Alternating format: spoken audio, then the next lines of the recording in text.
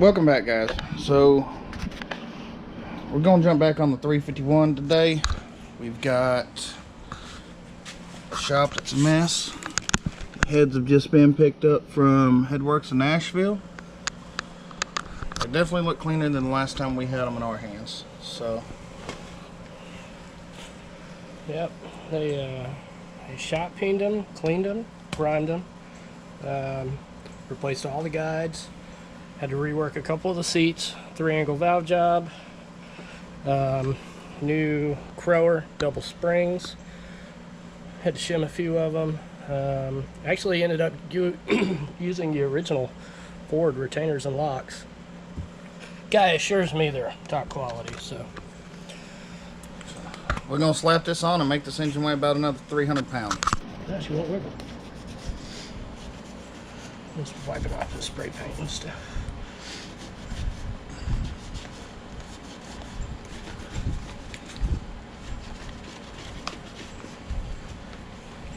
Well, Smurfette gonna be happy with this one. Smurfette gonna be wild. Let's see here, front.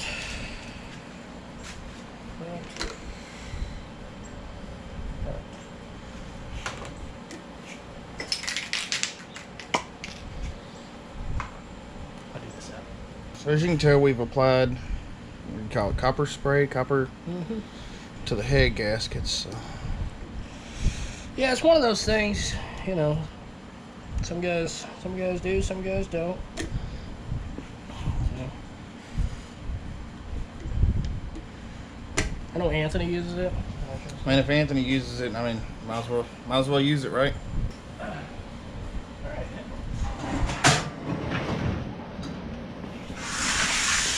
Time to go to the classic bucket of bolts.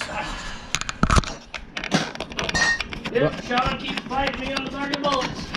Sean's convinced everybody needs a bucket of bolts. I think everybody needs 3 or 4 buckets of bolts. I hate buckets of bolts. They are the worst. Yeah, we really should have had done the motor in here for the last video because you could tell how dark it would get sometimes. What's that? With the first assembly video, how dark it would be in some of the shots. Yeah, what was that? That's just because we was over there and there was no light above us. Underneath that light right there, everything's bright. Huh. This. Yeah, that one. I'll give some love. Not exactly what you want to put in your fresh motor. But do you have any of these dials that I have the right size? Probably. Right for what we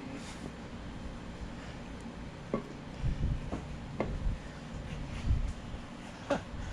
That's not what I meant to do.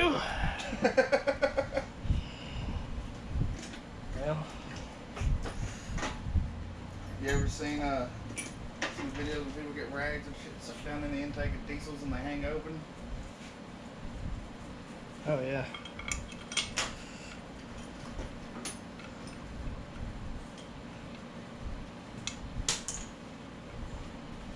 When you're reusing your old head bolts, Yeah. you definitely want to look for spots like that. When you go to thread it down into the block, if you feel resistance of any kind, you need to stop, reevaluate what you're doing. So, fortunately, that's not too bad. If I would have just ran it down in there, it probably would have destroyed the threads in the block. But we'll just take a little small file. If you got a thread file, that'd be even better. We'll just knock that edge off. So we're going to attempt to save these threads. We've got this nice tool we borrowed like 2 years ago and I've never used it. So maybe today's the day. Thanks, Joshua. Yeah, homie.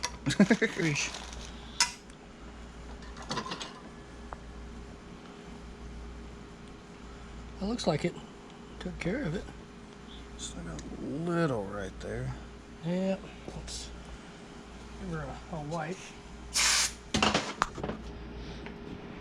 And an oiling. Like butter. Now where's that other nasty one? That one. Oh god. Okay, so apparently one or two of these bolts run into the water jacket. Is that what causes that? That's what it looks like. Either that or maybe the head gasket was leaking. And Now, these are the head bolts from your motor, correct? oh yeah.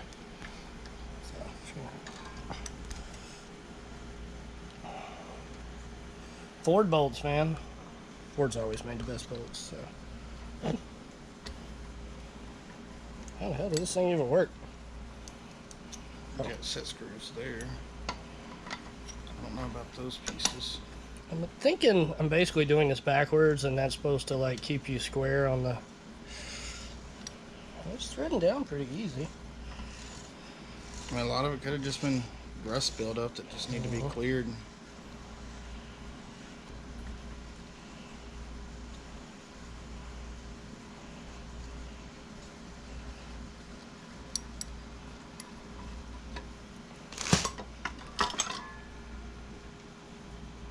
Seems to be going. I mean, the working part of the threads looks fine.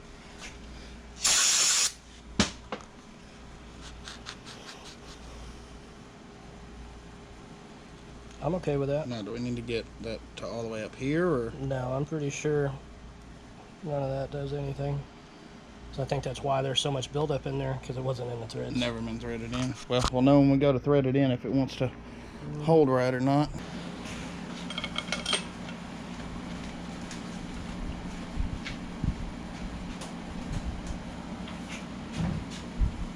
Man with the plan.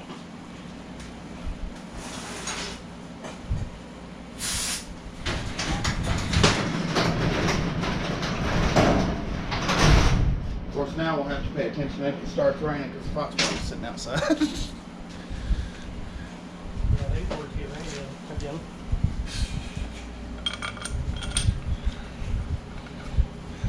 Still can't believe Anthony pushed his Corvette outside and put my raggedy ass Fox right in the shop. I can't believe how much cleaner them cylinder heads look in this block. You know, I learned something in our process when we were messing with that. You get what you pay for? There's that. I hope so. $663.94.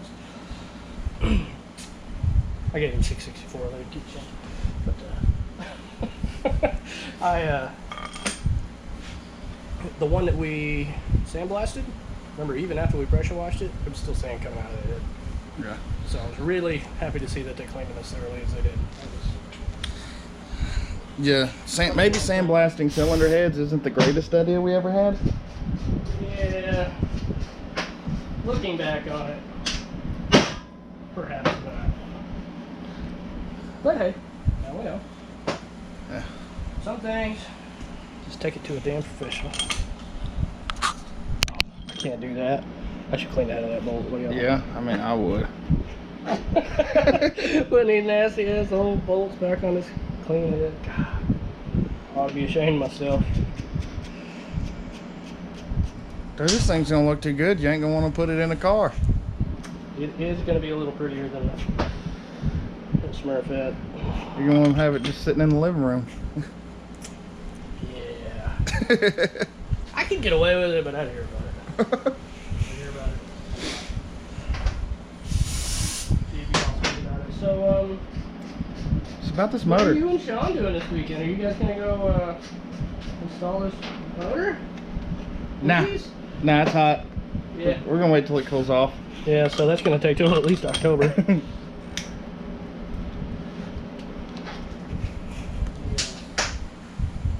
Now, do you know what the torque pattern is on these? Yeah. You just start at the corners and then basically just work your way around. Yeah, I got you. I know I was watching a... It's a 60-pound cast iron head. It's not that critical anyway. I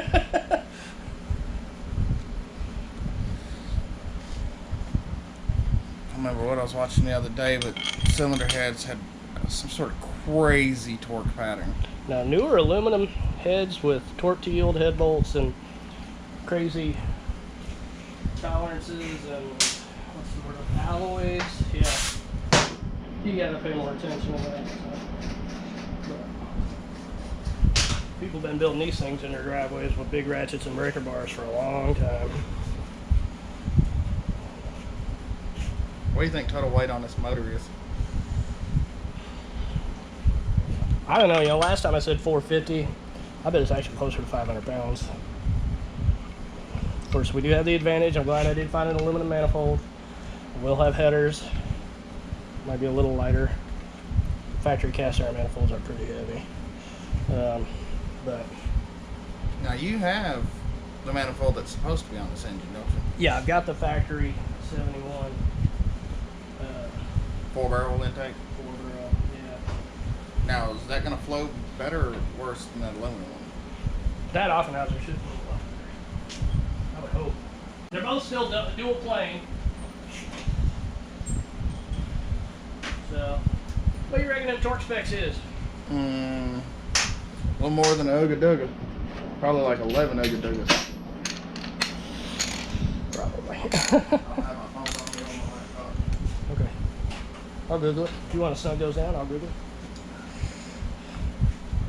And as standard, when looking up information, the very first Google response is always correct. Is that about how you do it? I'll look through 2 or 3 and compare. Look at you. Look at this guy. the Checking fir- his sources. If the first 3 kind of say the same thing, I'll go with it. Yeah. Of course, if the first You know, somewhere in the on a forum, he obviously knows what he's doing. the first thing that I read, the guy sounds like a complete idiot, and then it's bashed by everybody, I don't go with that one.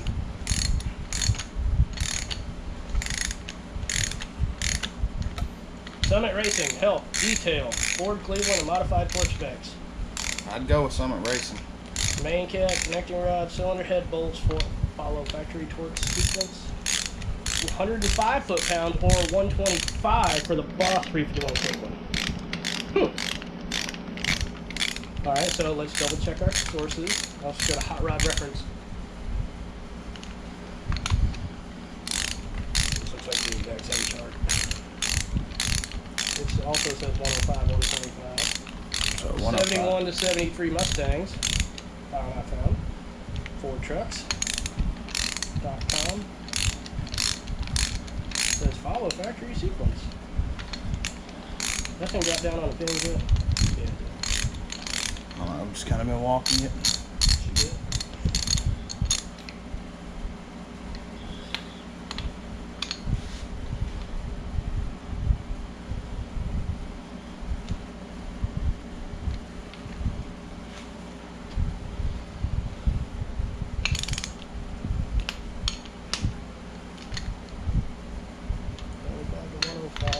In the Haynes manual, so you know, take that with a grain of salt.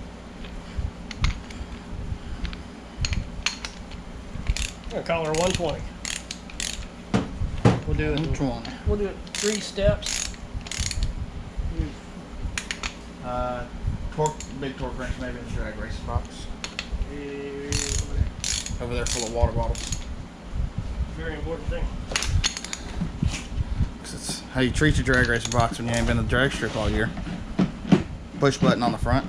I knew that. I'm gonna start out with Fitty. So you do 50, then do a round, then crank it up. We'll go 3 stages.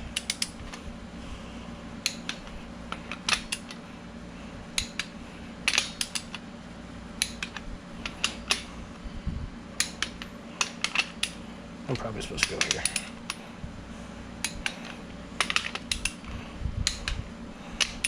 Kind of like a tire, I guess. Let's go to the furthest one. Did I skip that one? I think so. Cool. Oh, maybe not. I was wrong. It's all good. Alright, so that was 50. Take it to 100, then 125. Sure.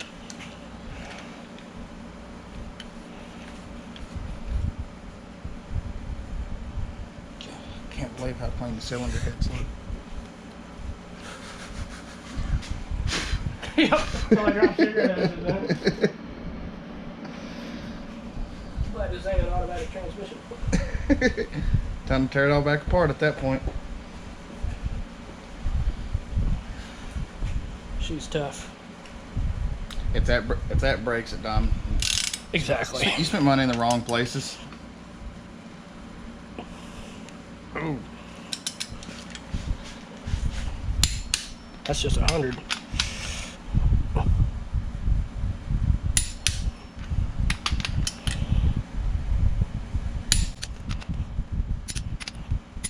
Here. So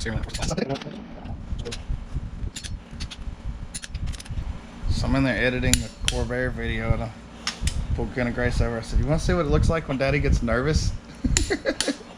When were you nervous? There was some part when we started dragging through the woods, and I don't know if it was swung weird or something. I was just also like, I have a nervous face on. Had a very obvious look on your face. Yeah, I was like, "King Grace, come here. This is what Daddy looks like when he's nervous. If you ever see this look on Daddy's face, then you're allowed to be nervous." That's funny. All right, 120.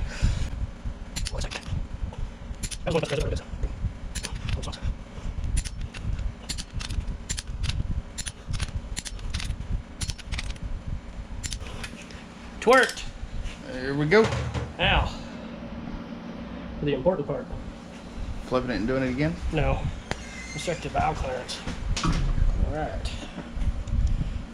Nice and pretty. These are our Crower or Crower, however you say it. Mechanical, solid, flat tappets. Nothing fancy.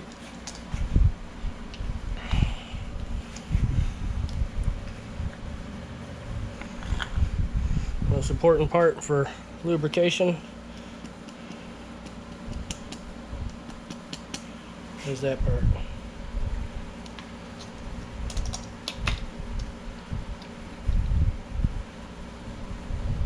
This stuff looks awful runny. A little bit. Let's shake it up.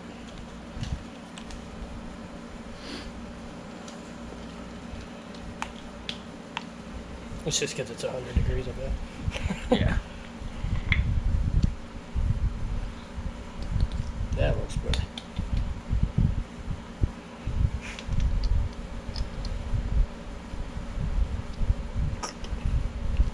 Now the ones that you see people soaking in the oil, that's because that's the hydraulic lifters, right? Yeah, you basically want to fill them with oil first, so that when you fire it up, it doesn't clatter like for a long time.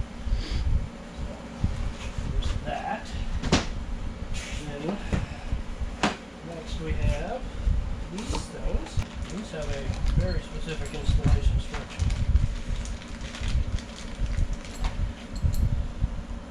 Well, I don't know why you got one in my hand then. You got this, bro. Oh, there goes you. Some weird push rod rubby thingies. We're doing these two. Also, I'm pretty sure we're supposed to clean the oil off of these and apply Loctite. Alright, let's clean all off of them and apply Loctite.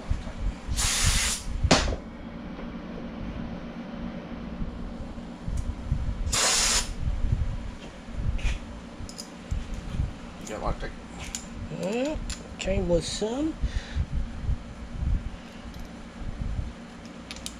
Classic. Which way does it go?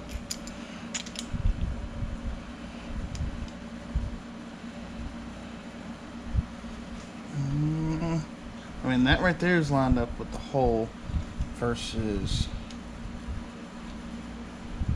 there. But of course, that's lined up with the hole too.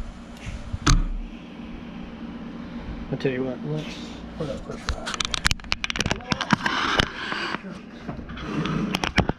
Never be afraid to look in the instructions, especially when it's an investment. Intake port, exhaust port, right. So it goes like this.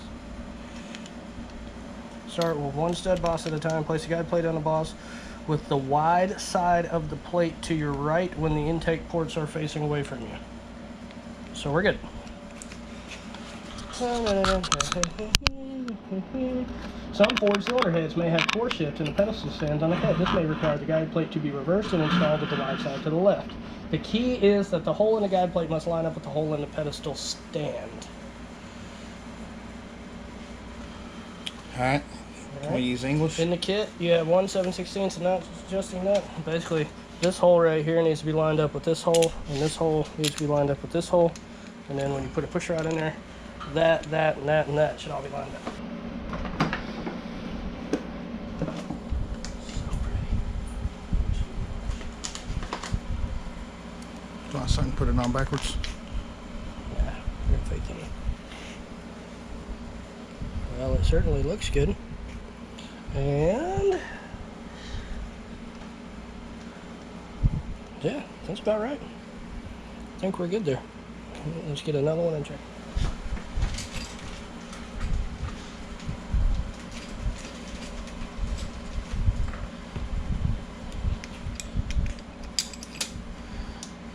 This is the 351 Cleveland, so I'm sure some of you guys have ran these things. They tend to just sometimes bend push rods for no apparent reason. One thing I could figure is that kind of strange valve train geometry that they have. All right. What do you think about it? Lined up there, yep. Yeah, looks like her. Cool. So we'll take that off. Now, So we're gonna guess that it's right. looks right. Apply the thread locking compound to the smaller part that goes down in there. Torque 25 foot-pounds. Okay, so it says torque it to 25 foot-pounds. Yeah, I guess we'll do that one since we got that out. We got to put the jam nut on there and lock it together. Oh, it's got a Snap on it.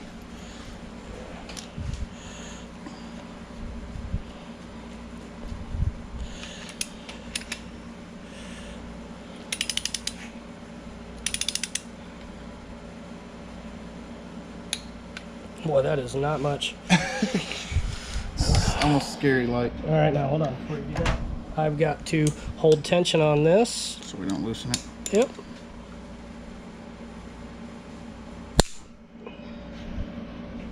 Oh, I thought it broke. Yeah, it was a scary sound. I didn't like it I wasn't either. exactly happy with that sound. I didn't like it either. So I back to look again and figure my tool was broke. It's not. It's okay.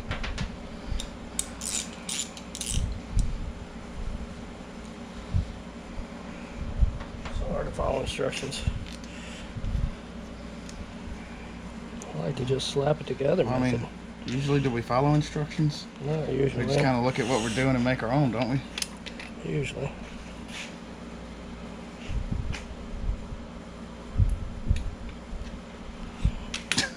I don't like that at all.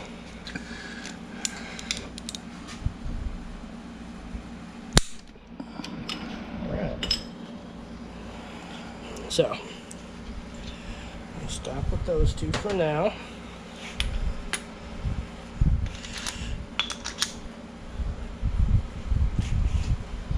Now, is there anything specific we should be looking at for where these rocker arms hit on? Yes, absolutely. So essentially, from what I've read, when that valve is open, that roller should be centered on the valve stem. Alright, so right now we're sitting towards the intake side on that valve. Okay. Because it's closed, right? Yes, the valve is closed right now. The engine is at #1 top dead center, so both of the #1 cylinder valves are closed. We're gonna roll it over and So what you're looking for now is the lifter to piston clearance. the valve to piston. Valve to piston. Sorry, I'm an idiot. So if we are at top dead center, let's see here. The exhaust should start opening.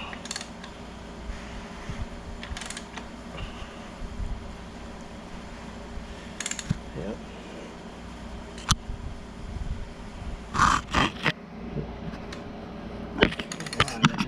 Started feeling tighter than I thought it should. Do you have your inspection camera? We stick that down every day. All right. So what we're... Go ahead, Dom. Okay. So we're way down low right now. And when that piston comes up, I don't know if we'll be able to see the valves or not. Let's just get her going, because right now we're nowhere close.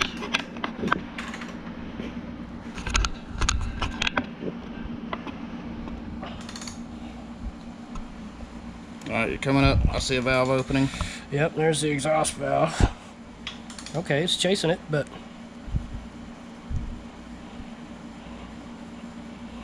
it's coming down.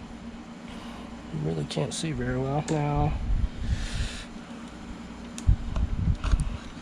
I went into some portal.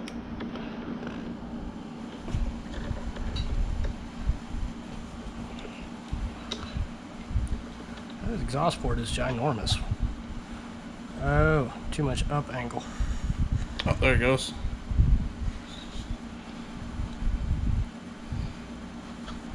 Did I have it? There's the valve. There's the valve stem, but I can't look down into the. Let me try not to break the thingy. It's got a warranty. It does. I wish the intake valve was open. We could stick it in there, but. Try to get it set. Wait a minute. I know what we need. Huh? We need mine.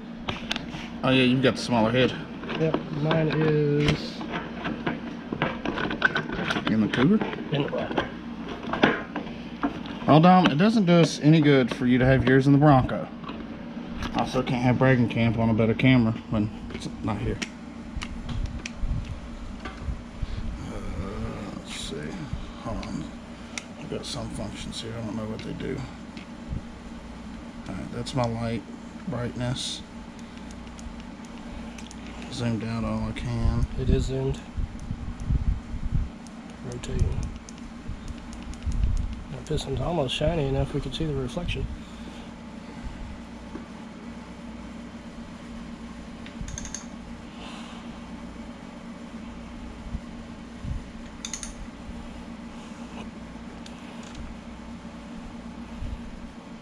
There's the intake valve. Just see it. Let me back that up just a little bit. Holy crap.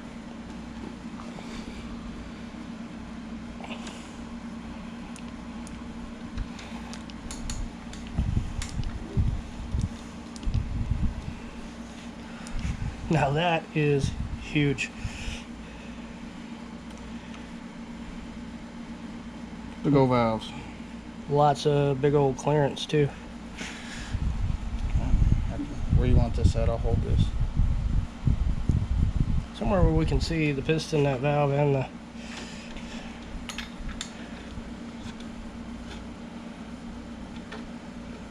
All I did was jack it up. Hang on. Let's see. Well, that light gets hot. There you go. Right there. Okay, it's getting further away now, so...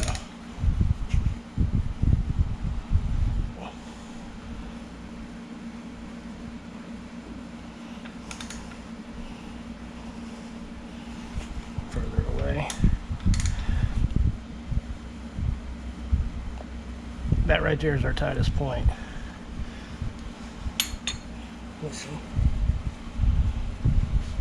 Oh, I can see the clearance. There's plenty of space. Let's see what we see from here.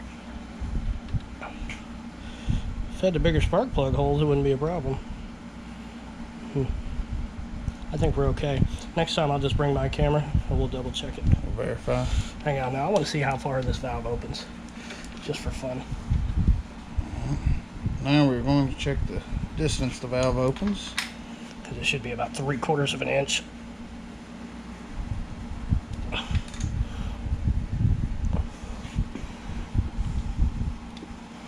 Oh yeah. Well, that'll be nice if I want to check, you know. Condition of the cylinder wall while the motor's still in the car. Yeah, man, just run this down the intake. I can also look at the valve job. Little surface rust. What the hell? Head works.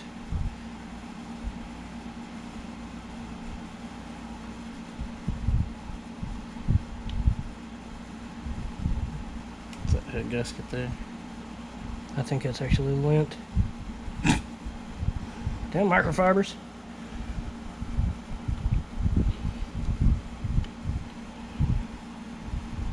Roll that brightness back.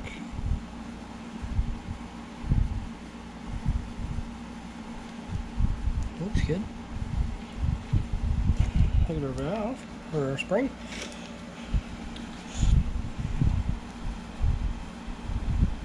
Now I'm gonna say that push rod length is perfect. Is it right up on the center? I'd say you're not going to get much more centered than that.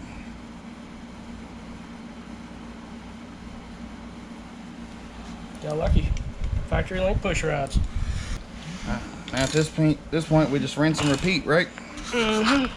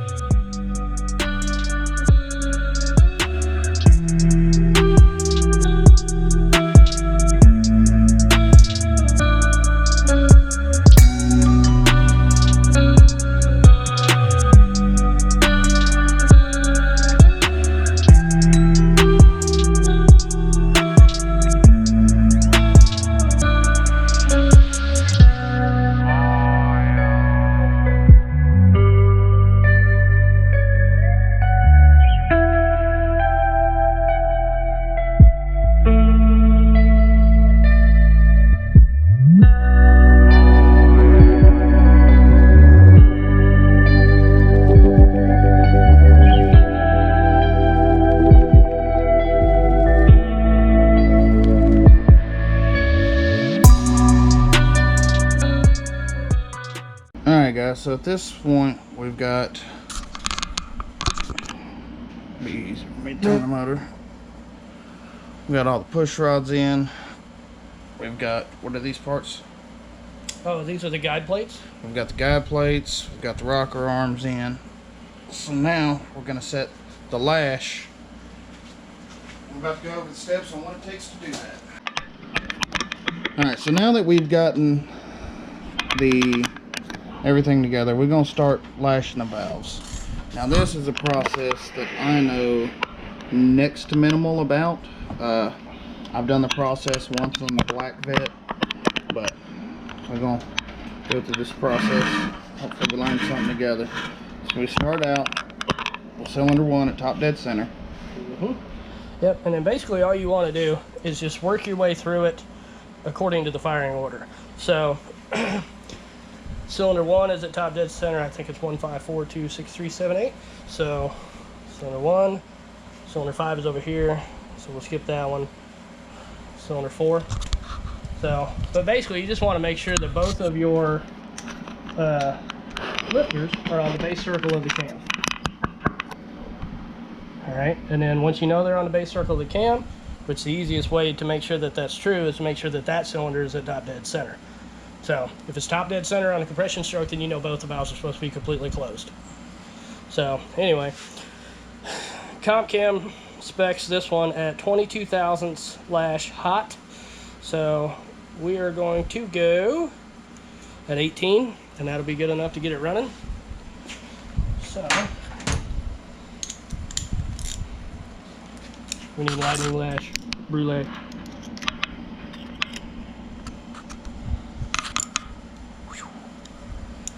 Alright, hold that. So, all you gotta do, just want just a little bit of tension, nothing too tight. Hold this, tighten down that set screw.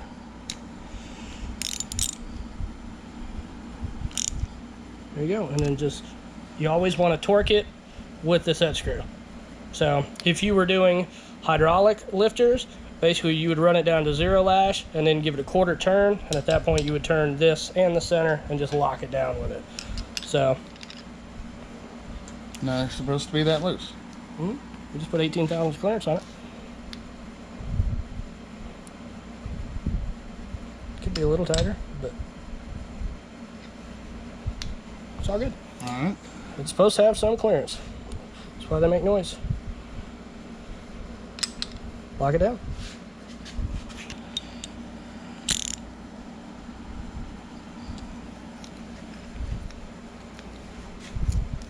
I don't know about that one. I think I had my feeler gauge at an angle. Can you break that loose?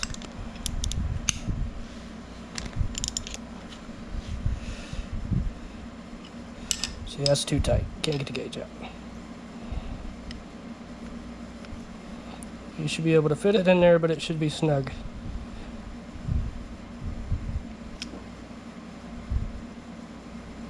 Right here. Besides, we've got to relash all these when it gets hot, so. I got you. There we go. All right, so we're gonna roll this over. So the next one that would be down are these two, which is 5. All right, see right there, 5 is top dead center. Oh, wait a minute, this is a Cleveland. I don't know what the firing order is on this. It might not be 154.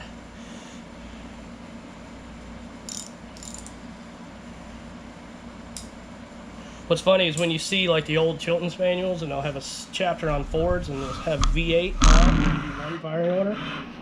Ford had like 3 different firing orders. Hell, they had different firing orders for the same engines. 1-3. I was off. 137. So. Do we want to write that down? I got it right here. Oh yeah, I guess we could write it on the board.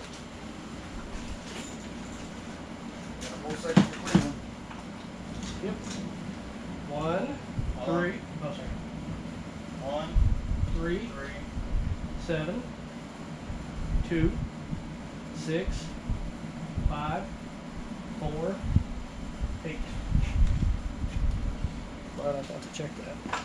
All right, let's back that up. You hold it.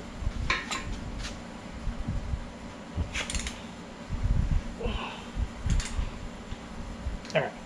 So now we're going to the next one in the firing order, which is 3. 3, which is these 2. That's weird. The ones that are paired together are different cylinders. So these aren't a pair. This is a pair. This is a pair. This is a pair. So, And this is a pair. so So this that's will be 2, So 3. Mm-hmm. Yep. Alright. So we're gonna roll that around. And I guess we can. Forward is 1, 2, 3, 4, 5, 6, 7, 8. Yep. All right. So there we go. You can look right there and tell those are both on base circle. So grab my wrenchy wrench. I'm gonna not lose my camera. Yeah. A little snug. Right there. Yeah, that set screws way out.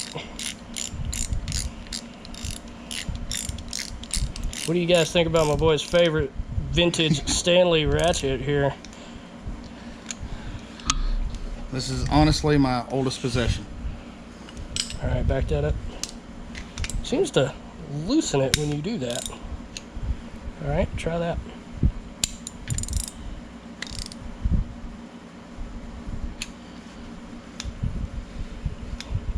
A little snug, but it'll run.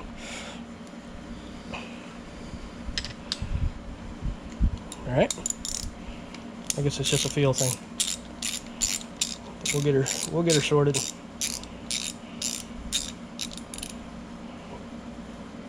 And how much tension am I supposed to be putting on this? Just kind of a snug tight, or supposed to ugga-dugga on it? No, probably about the same as the studs. Gotcha. Yeah, this one right here is way too tight.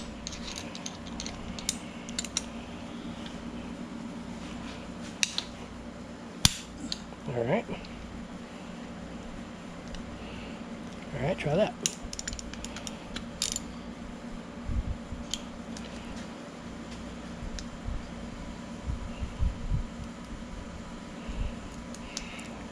See, I think that's too loose.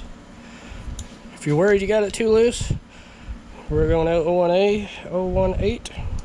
Yeah, see, 020 fits. So 021 barely fits, so that's 021. So now, yes, I know my filler gauges are a little aged and corroded. it'll be fine.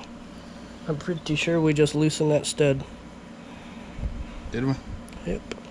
Oh, did I go when you weren't ready? No, that was my fault. That's fine. Take it off so we can make sure. Run that set screw down.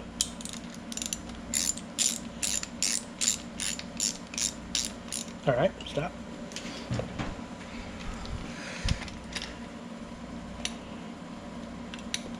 Yeah.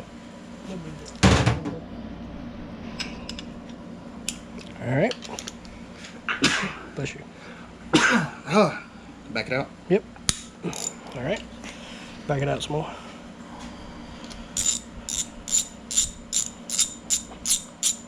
All right, that should be good.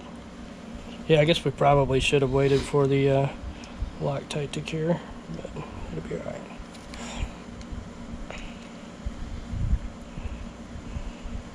We're just getting it close enough to run.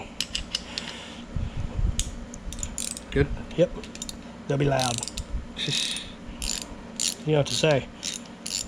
Loud valves are happy valves. There you go. 1, 3, what? 7. 7 is over there. So, all right, we'll go till 7 comes up to the top. There's 7. All right, the next one to come up to the top should be 2. So, 2. Right? Yeah, 2. Thank you. There we go. Yep. Loosey goosey. You can be able to roll this motor over by hand when all the valve springs are on it? Maybe.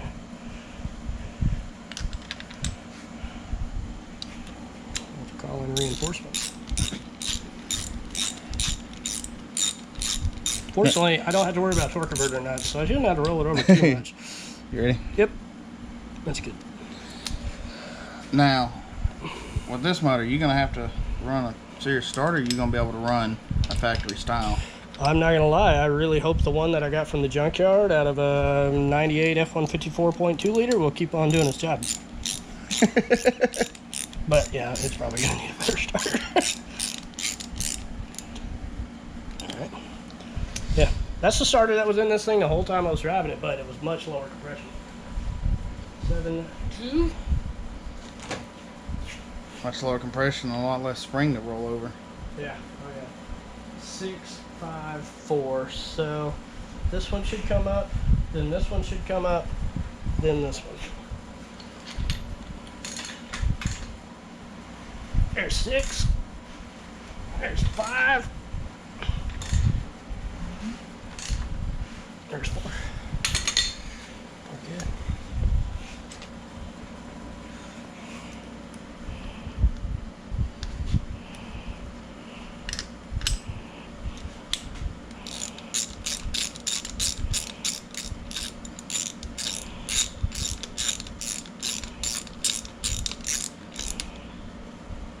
Perfect.